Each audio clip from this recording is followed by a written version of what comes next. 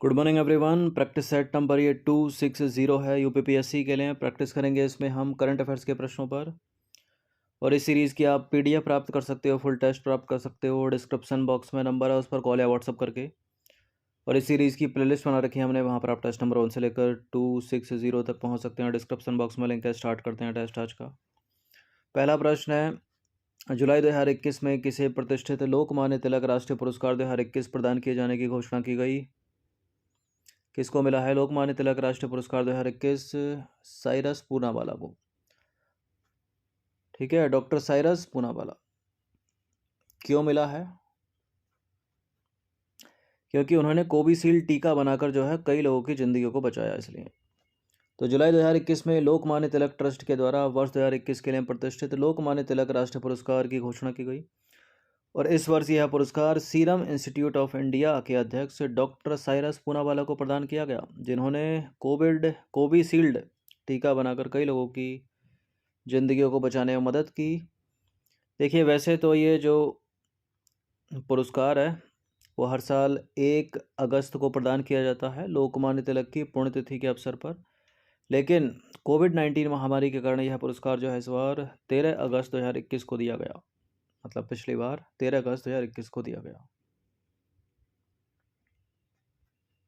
जुलाई अगस्त से लेकर 2021 से लेकर जो है अप्रैल 2022 तक की करंट यूपीपीसीएस में पूछी जाएगी। दूसरा प्रश्न है, मार्च 2022 में किस वर्ष तक 220 नए एयरपोर्ट बनाने का लक्ष्य जो है उसकी घोषणा की गई है? भारत में 220 नए एयरपोर्ट कब तक बनाने का लक्ष्य है? वर्ष 2025 तक। ठीक है, तो ये डेट सीधे सीधे याद रखिएगा। 2025 तक बनेंगे 220 एयरपोर्ट भारत में नए। क्वेश्चन नंबर 3 पर अजय, हाल ही में स्टैंड अप इंडिया योजना ने अपने जो है 6 वर्ष पूरे कर लिए हैं। कब किए हैं? कब स्टार्ट हुई थी ये योजना? 5 अप्रैल को स्टार्ट हुई थी। 2022 में इसने अपने 6 साल पूरे कर लिए हैं। स्टैंड अप योजना अनुसूचित जाति और जनजाति तथा महिला उद्यमियों से संबंधित है ये। तो 5 अप्रैल 2022 को स्टैंड अप इंडिया योजना ने अपने 6 साल पूरे कर लिए। और इस योजना के तहत अनुसूचित जाति, अनुसूचित जनजाति और महिला उद्यमियों को उत्पादन, सेवा और कारोबार के क्षेत्र में ग्रीन फील्ड उद्यमों के लिए ऋण प्रदान किया जाता है। क्वेश्चन नंबर 4 पर अजय, भारत के पहले regional rapid transit system corridor का निर्माण किया जा रहा है कहाँ पर? तो ट्रेन चलेगी भारत की राजधानी नई दिल्ली और उत्तर प्रदेश के मुरादाबाद शहर के बीच तक। ठीक है, स्टार्टिंग में सी है इसका आंसर। तो 7 मई 2022 को रीजनल रैपिड ट्रांजिट सिस्टम के लिए भारत की पहली सेमी हाई स्पीड ट्रेन का सेट जो है गुजरात में एल्स्टॉम कंपनी की सावली साइट पर राष्ट्रीय राजधानी क्षेत्र परिवहन निगम को सौंपा गया है। इसके बारे में जाने तो मेक इन इंडिया पहल के तहत है ये। और इसकी जो स्पीड है वो 180 किलोमीटर प्रति घंटे की रफ्तार से जो इसकी उच्चतम स्पीड है, इस स्पीड से चलने में सक्षम है। होती हैं, चलती नहीं है ये। ठीक है, वंदे भारत की भी 160 थी, एवरेज स्पीड वही रहती है उसकी 90, 88, 92। देखिए, ट्रेन के इस सेट का जो रखरखाव है और संचालन है वो उत्तर प्रदेश के दोहाई डिपो करेगा। और पूरी तरह से ये ट्रेन जो है एसी होगी, मतलब वातानुकूलित होगी, फुल्ली एसी। ठीक है, कुशन वाली इसमें सीटें होंगी और लैपटॉप और मोबाइल चार्जिंग के लिए जिसमें सुविधाएं होंगी। बहुत सुधार की जरूरत है रेलवे को। क्वेश्चन नंबर 5 पर आज ये 7 मार्च 2022 को छत्तीसगढ़ में शुरू की गई कौशल्या मातृत्व योजना। कौशल्या मातृत्व योजना किसकी? छत्तीसगढ़ सरकार की। आपको बताना है कि इसके तहत राज्य सरकार जो है द्वितीय पुत्री के जन्म पर महिला हितग्राहियों को एक मुश्त कितनी सहायता राशि प्रदान करेगी? 2,000, 2,500, 5,000, 10,000? 5,000 रुपये की राशि है ये। सी है इसका आंसर। तो 7 मार्च 2022 को छत्तीसगढ़ के मुख्यमंत्री भूपेश बघेल ने प्रदेश की राजधानी रायपुर में कौशल्या मातृत्व योजना का शुभारंभ किया। और उन्होंने सुरक्षित मातृत्व के लिए 5 हितग्राहियों को 5-5 हज़ार रुपये का चेक प्रदान करके जो है इस योजना की शुरुआत की। तो योजनागत प्रावधान पता चल गया आपको। दूसरी पुत्री के जन्म पर महिला हितग्राहियों को एक मुश्त 5,000 रुपये की सहायता राशि प्रदान करने का प्रावधान। क्वेश्चन नंबर 6 पर आ जाइए। अभी हाल ही में दुनिया का सबसे बड़ा साइबर रक्षा अभ्यास वो है लॉक्ड सील्ड 2022 किस देश में आयोजित किया गया? दुनिया का सबसे बड़ा साइबर रक्षा अभ्यास एस्टोनिया में आयोजित किया गया। डी है इसका आंसर। तो इसका नाम है लॉक्ड सील्ड 2022। दुनिया का सबसे जटिल अंतर्राष्ट्रीय लाइव फायर साइबर रक्षा अभ्यास है ये। इसका आयोजन 19 से 22 अप्रैल 2022 तक किया गया और आयोजन स्थल है एस्टोनिया की राजधानी टैलिन और आयोजनकर्ता Estonia NATO cooperative cyber defence centre of excellence. अभ्यास की विजेता है फिनलैंड की टीम और द्वितीय स्थान प्राप्त किया लिथुआनिया और पोलैंड की संयुक्त टीम ने। अब आ जाइए क्वेश्चन नंबर 7 पर। 29 मार्च 2022 को किसने वर्षा जल का संरक्षण अभियान कैच द रेन का शुभारंभ किया? कैच द रेन ये भारत के राष्ट्रपति ने किया यानी रामनाथ कोविंद ने। तो 29 मार्च 2022 को राष्ट्रपति रामनाथ कोविंद ने नई दिल्ली के विज्ञान भवन में वर्षा जल का संरक्षण अभियान कैच द रेन 2022 का शुभारंभ किया और यह अभियान 30 नवंबर 2022 तक लागू रहेगा यानी इस साल के 30 नवंबर तक। देखिए इस अभियान यह जो है जल संरक्षण और प्रबंधन के लिए एक राष्ट्रीय आह्वान के रूप में वर्ष 2019 में शुरू किया गया था इसको, यानी 19/1/20/2 21/3/22/4 हो गए साल। और इस अभ्यास पर राष्ट्रपति ने जो है तीसरे राष्ट्रीय जल पुरस्कार के विजेताओं को भी सम्मानित किया। आपको याद हो कि इसमें उत्तर प्रदेश प्रथम स्थान पर, राजस्थान दूसरे स्थान पर और तमिलनाडु सर्वश्रेष्ठ राज्य की श्रेणी में जो है तीसरे स्थान पर क्रमशः। तीसरे पर तमिलनाडु, दूसरे पर राजस्थान और पहले पर उत्तर प्रदेश। क्वेश्चन नंबर 8 पर आ जाइए। 21 से 25 फरवरी 2022 के मध्य भारत और ओमान की वायुसेना के बीच ईस्टर्न ब्रिज 6 अभ्यास आयोजित किया गया। कहाँ पर? राजस्थान के जोधपुर में किया गया है ईस्टर्न ब्रिज 6। तो राजस्थान के जोधपुर का नाम याद रखिएगा। क्वेश्चन नंबर 9 पर आ जाइए। 27 फरवरी से 10 मार्च 2022 के मध्य भारत और जापान के बीच संयुक्त सैन्य अभ्यास धर्म गार्जन 2022 का आयोजन किया गया। कहाँ पर? धर्म गार्जन किस किस के बीच है? भारत और जापान के बीच है और इस बार ही आयोजित हुआ है, बारी बारी से आयोजित होता है। इस बार ही आयोजित हुआ है भारत में, भारत के बेलगावी कर्नाटक में या वेलगांव कर्नाटक में। तो बेलगावी कर्नाटक में या वेलगांव कर्नाटक में आयोजित हुआ इस बार ये। और भारतीय नौसेना का प्रतिनिधित्व जो है मराठा लाइट इन्फेंट्री रेजिमेंट की 15वीं बटालियन ने किया और जापान की तरफ से जापानी ग्राउंड सेल्फ डिफेंस फोर्सेज की 30वीं इन्फेंट्री रेजिमेंट ने किया। 10वां प्रश्न है अभ्यास सी ड्रैगन यानी 5 से 20 जनवरी 2022 के मध्य पनडुब्बी बहुराष्ट्रीय पनडुब्बी रोधी युद्ध अभ्यास है सी ड्रैगन। कहाँ संपन्न हुआ है ये सी ड्रैगन? संयुक्त राज्य अमेरिका में, संयुक्त राज्य अमेरिका में गुबाम तट पर। तो 5 से 20 जनवरी 2022 के मध्य बहुराष्ट्रीय पनडुब्बी रोधी युद्ध अभ्यास सी ड्रैगन 2022 गुबाम तट यूएसए में संपन्न हुआ और यह बहुराष्ट्रीय नौसैन्य अभ्यास यूएस नेवी द्वारा आयोजित किया गया और इसमें क्वाड देशों ने, कनाडा ने और दक्षिण कोरिया की नौसेनाओं ने भाग लिया।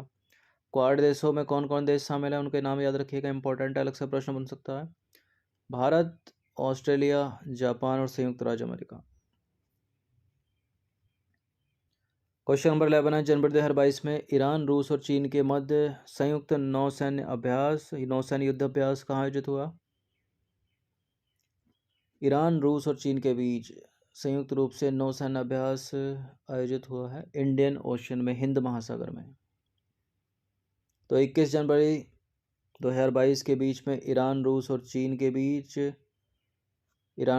के बीच संयुक्त नौसैन्य युद्धाभ्यास 2022 हिंद महासागर के उत्तरी हिस्से में आयोजित हुआ और इस युद्धाभ्यास में ईरान के 11 जलपोत सबसे ज़्यादा है, रूस के 3 जलपोत और चीन के 2 जलपोतों ने भाग लिया।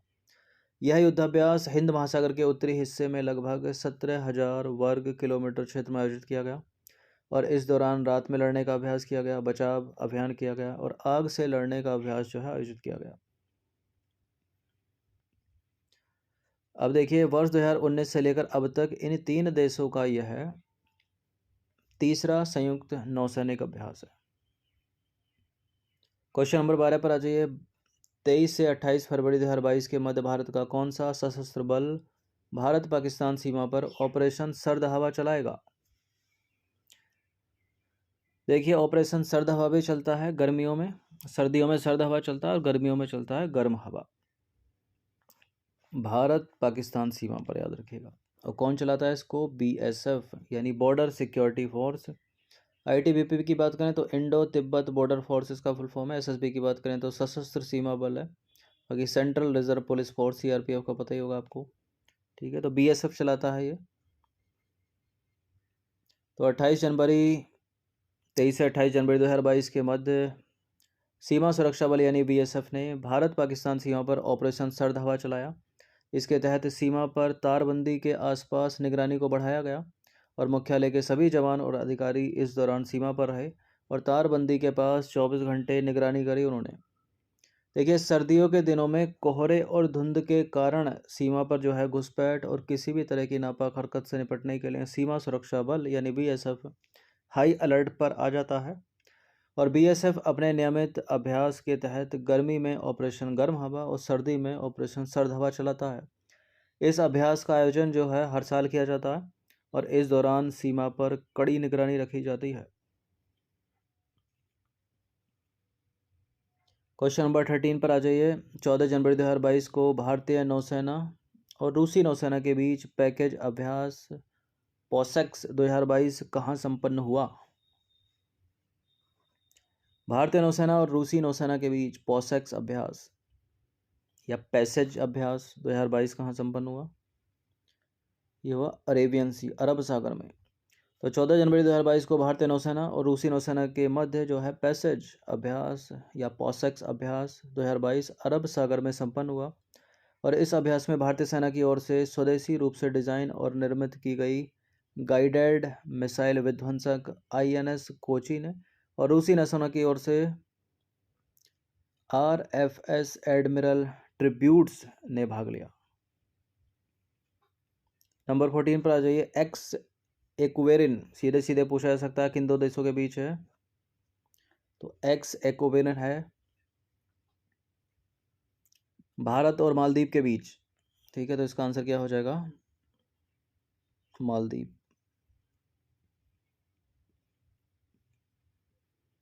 तो 6 से 19 दिसंबर 2021 के मध्य भारत और मालदीव के बीच सैन्य अभ्यास, ये इसका 11वां संस्करण है। ये मालदीव के जो है कड़धू द्वीप में आयोजित हुआ, एक्स एक्वेरिन।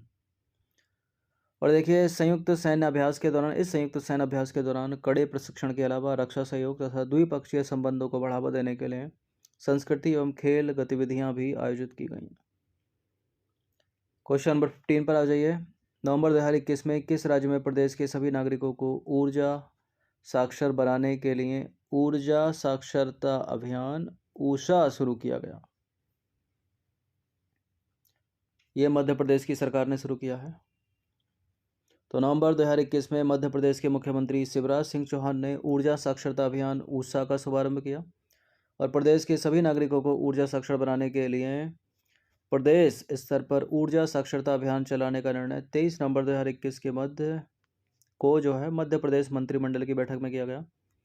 और इस अभियान के माध्यम से प्रदेश के सभी नागरिकों को ऊर्जा बचत की जानकारी प्रदान की जाएगी और ऊर्जा साक्षरता अभियान में प्रदेश के सभी नागरिकों को समयबद्ध कार्य योजना के अनुसार ऊर्जा साक्षर बनाने का प्रयास किया जाएगा। क्वेश्चन नंबर 16 पर आ जाइए। 19 से 22 नवंबर 2021 के मध्य सशस्त्र बलों और अन्य सुरक्षा संगठनों का बहु एजेंसी अभ्यास सागर शक्ति किस राज्य में संपन्न हुआ? सागर शक्ति किस राज्य में संपन्न हुआ? गुजरात में। तो 19 से 22 नवंबर 2021 के मध्य सशस्त्र बलों और अन्य सुरक्षा संगठनों का बहु एजेंसी अभ्यास सागर शक्ति गुजरात के कच्छ प्रायद्वीप के क्रीक सेंटर में संपन्न हुआ और यह राजस्थान और गुजरात के प्रशिक्षण क्षेत्रों में चल रहे दक्षिण शक्ति अभ्यास का हिस्सा है। इसमें भारतीय सेना यानी थल सेना, भारतीय नौसेना और भारतीय वायुसेना, भारतीय तट रक्षक बल और सीमा सुरक्षा बल और गुजरात पुलिस ने भाग लिया, ठीक है। सागर शक्ति में गुजरात के कच्छ प्रायद्वीप में एक अभ्यास है मालाबार अभ्यास। मालाबार अभ्यास में कौन सा देश शामिल नहीं है? 4 देश इसमें शामिल हैं। संयुक्त राज्य अमेरिका, भारत, ऑस्ट्रेलिया, इंडोनेशिया नहीं है इसमें। तो चौथा कौन सा है फिर? देखिए 12 से 15 अक्टूबर 2021 को जो है भारतीय नौसेना, चौथा जापान है, ठीक है, भारतीय नौसेना और Japan maritime self defence force और रॉयल ऑस्ट्रेलियन नेवी और यूनाइटेड स्टेट्स के मध्य समुद्री अभ्यास जो है मालाबार 2021 का दूसरा चरण बंगाल की खाड़ी में आयोजित किया गया। तो कौन कौन से हो गए? एक तो भारत हो गया, जापान हो गया, अमेरिका हो गया और ऑस्ट्रेलिया हो गया। देखिए यह जो अभ्यास है मालाबार नौसेना अभ्यास 1992 में भारतीय नौसेना और अमेरिकी नौसेना ने जो है शुरू किया था और जापान इसमें 2015 में शामिल हुआ और ऑस्ट्रेलिया इसमें 2020 में शामिल हुआ, 2 साल पहले। यानी जापान का नाम याद रखिएगा, भारत का नाम याद रखिएगा, अमेरिका का नाम याद रखिएगा और ऑस्ट्रेलिया का नाम याद रखिएगा। क्वेश्चन नंबर 18 पर आ जाइए। 19 अक्टूबर 2021 को उत्तर प्रदेश के मुख्यमंत्री योगी आदित्यनाथ ने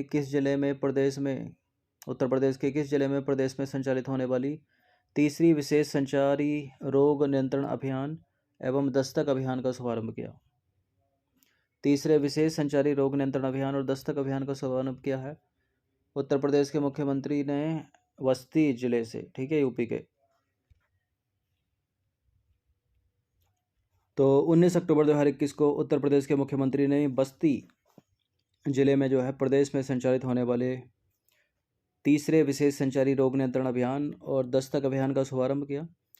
और जो है उत्तर प्रदेश में वर्ष 2017 से प्रत्येक वर्ष विशेष संचारी रोग नियंत्रण अभियान और दस्तक अभियान जो है संचालित किया जा रहा है, जिसके आशातीत परिणाम मिले हैं। नंबर 19 पर आ जाइए। 15 से 29 अक्टूबर 2021 के मध्य किन दो देशों के बीच संयुक्त सैन्य अभ्यास युद्ध अभ्यास 2021 का आयोजन किया गया? ठीक है, इसका नाम ही युद्ध अभ्यास है। यह है भारत और अमेरिका के बीच, बी है इसका आंसर। तो 15 से 29 अक्टूबर 2021 के मध्य भारत और अमेरिका के बीच संयुक्त सैन्य अभ्यास युद्ध अभ्यास 2021 के 17वें संस्करण का आयोजन संयुक्त बेस एल्मेडॉर्फ रिचर्डसन, ठीक है, अलास्का यूएसए में किया गया। 17वां संस्करण है ये युद्ध अभ्यास का। और यह अभ्यास दोनों देशों के बीच सबसे बड़ा संयुक्त सैन्य प्रशिक्षण और रक्षा सहयोग अभ्यास है या प्रयास कह लो। और इस अभ्यास का जो उद्देश्य है दोनों सेनाओं के बीच समझ, सहयोग और अंतर संचालन को बढ़ाना। और यह अभ्यास दोनों देशों के बीच बारी बारी से आयोजित किया जाता है। यानी 17वां हुआ कहाँ पर? अमेरिका में। और जो 16वां हुआ था वो हुआ था राजस्थान के बीकानेर में, महाजन फील्ड फायरिंग रेंज में, ठीक है। 16वां संस्करण फरवरी 2021 में हुआ इसका 16वां संस्करण।